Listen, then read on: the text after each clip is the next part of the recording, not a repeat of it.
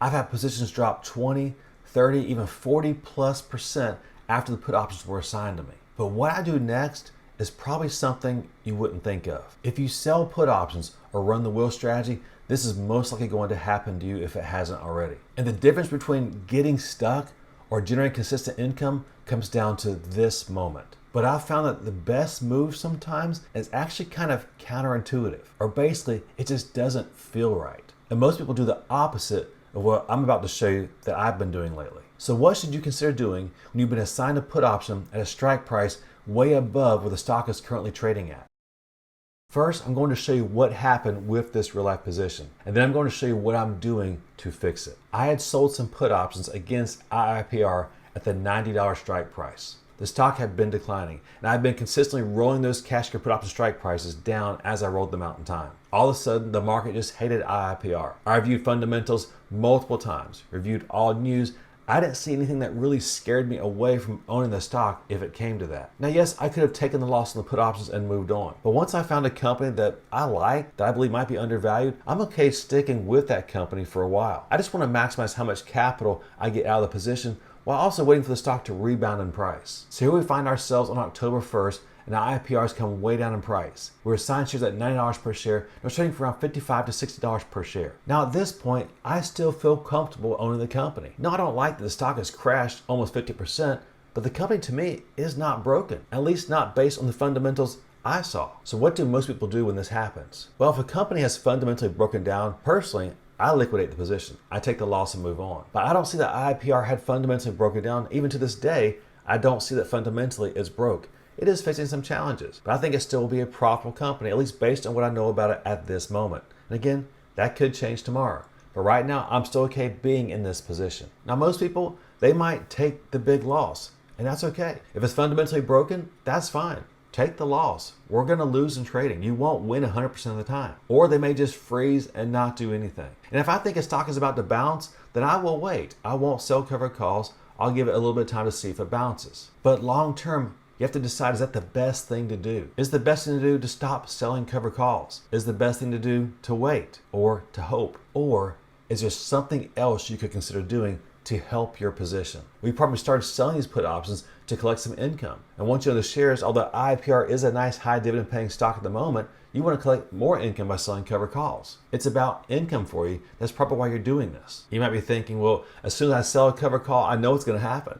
The stock's going to bounce way up in price. I'm going to miss all that stock price appreciation. I'll probably take a big loss because I sold the covered call. And I get that. If you think it is about to bounce big, then it'd be worth considering waiting. But what if it doesn't look like it's about to bounce big?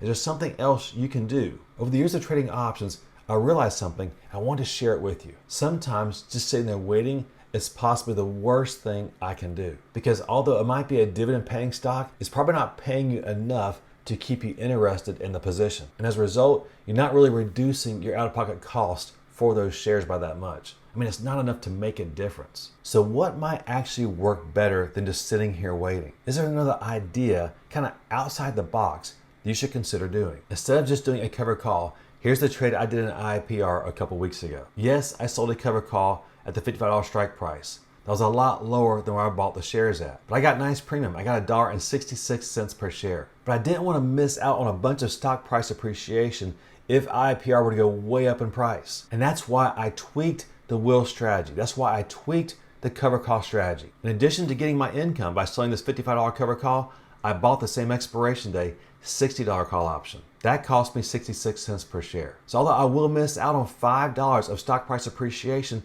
I won't miss out on everything if it flies way past $60 per share. I still got nice cash in my pocket of $1.02 per share. Now I'm not just sitting there hoping and waiting. I'm doing something to drop my out-of-pocket costs on these shares. I'm collecting more premium in addition to the dividends I'm already receiving. Using this strategy allows me to sell cover calls closer to at the money, thus getting more cash flow. But it also allows me to benefit from stock price appreciation if IIPR would have a sharp increase in price. So now I'm doing three things at once.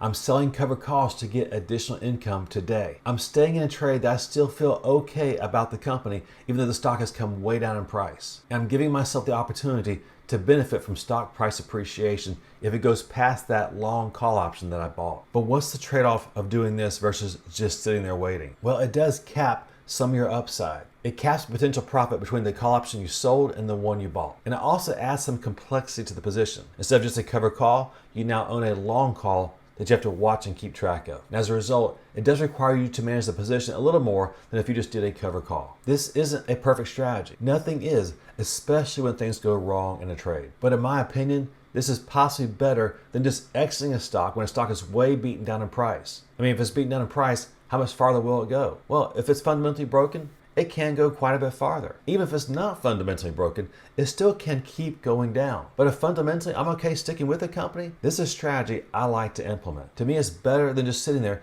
collecting a dividend, whether it's big or small. I'm adding to that dividend, thus reducing my out-of-pocket costs on the shares I own. This is now my go-to approach when I'm assigned shares of a company that I still feel fundamentally okay with, and the stock price is trading for a lot lower than where I bought the shares at. Just make sure you're comfortable if the stock continues to go down in price. And also make sure you're comfortable missing that little gap between the covered call option you sold and the call option you bought. To sum it all up for you, this is what I've learned after 20 years of trading options. It isn't about avoiding all bad trades. You're going to have some bad trades. That's a part of trading. Yes, we want to avoid bad trades if at all possible. But what's very important when you do have a bad trade is what you do after that trade goes bad. What decisions do you make? Sometimes you have to think out of the box of your normal trade scenarios to improve a position. So here's my key takeaway for this video, or something I want you to think about. When a trade goes against you, if possible, don't just freeze. Don't just automatically take the immediate loss. Adjust.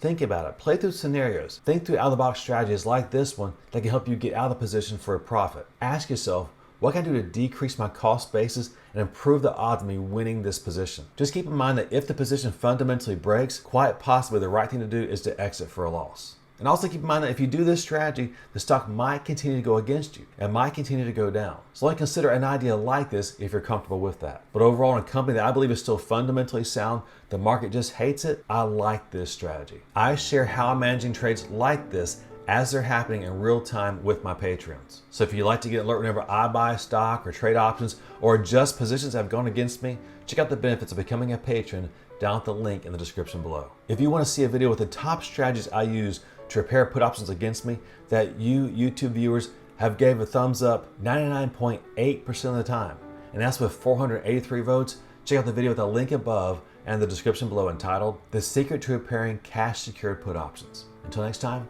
happy investing, and we'll see you again soon.